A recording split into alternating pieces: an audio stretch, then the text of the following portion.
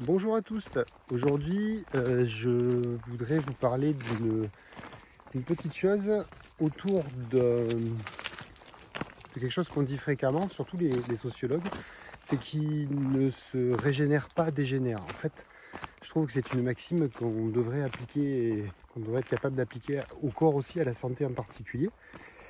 Ce qui ne se régénère pas, dégénère. Ce qui fait la particularité et la longévité du vivant, c'est qu'en fait on s'auto-régénère en permanence. Mais pour s'auto-régénérer, il faut que se succèdent ce qu'on appelle des phases de catabolisme. Catabolisme, c'est je me détruis, à des phases d'anabolisme. Anabolisme, je me reconstruis. Alors pour faire simple, et ce qu'on verra dans une autre capsule, il y a des notions de chronobiologie qui sont vachement importantes là-dedans. On ne fait pas tout en même temps. C'est-à-dire qu'on est fait pour cataboliser, on est conçu pour cataboliser dans la journée et pour anaboliser en début de nuit. Donc en fait l'idéal pour tenir en place longtemps, c'est comme si vous avez une voiture toute neuve et que vous vous mettez à mépriser l'entretien. La voiture risque de dégénérer assez rapidement, faute d'avoir été régénérée en temps et en heure. Le corps, c'est un petit peu pareil. Donc il faut vraiment répondre à ces deux objectifs, c'est laisser le temps et l'action pour la régénérescence. Donc pour ça, pour régénérer, ça veut dire que quelque part, il aurait fallu un petit peu virer les structures qui sont endommagées, les structures qui sont usées.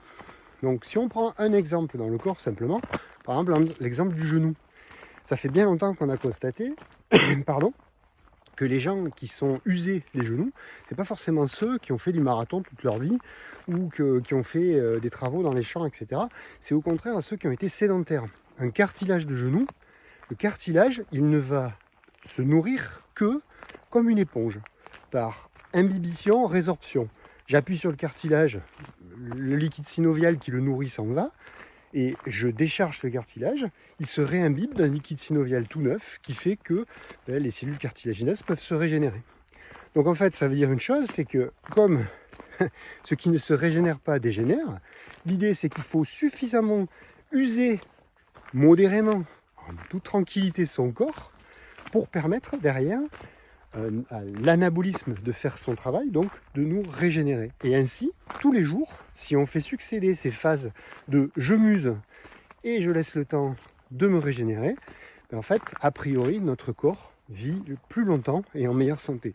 Ce qu'on vient de dire pour les genoux, c'est vrai à toutes les échelles du corps, que ce soit le muscle, les os et les articulations, mais aussi au niveau du métabolisme cellulaire. C'est-à-dire que la cellule qui est entraînée à ce pompage permanent entre je me détruis un peu, je m'utilise, je catabolise, et puis je me donne le temps de régénérer, va être en bien meilleure santé que les autres cellules. C'est ce qu'on appelle aussi, mais on aura l'occasion d'en reparler, le principe de l'hormèse.